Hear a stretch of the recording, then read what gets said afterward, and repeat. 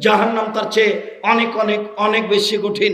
কিয়ামত শুনেছি গরিব মানুষ ধনী মানুষের চেয়ে 500 বছর আগে জান্নাতে যাবে, কথাও ঠিক, হাদিস সহিহ।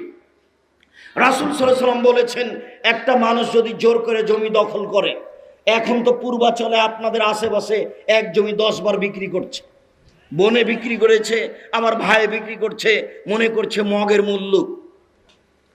যে জমিন ফাঁকি দিয়ে বিক্রি করছে, এই জমিন তাকে বিচারের মাঠে খনন করতে লাগানো হবে।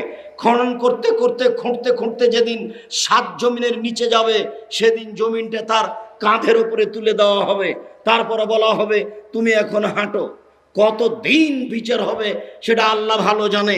যদি একদিন এই জমিন নিয়ে হাঁটতে হয়, তাহলে সময়সীমা হলো 50,000 বছর। যদি 3 দিন এই জমিন ঘাড়ে করে হাঁটতে হয়, তাহলে সময়সীমা হলো 1.5 লক্ষ বছর। আর এখানে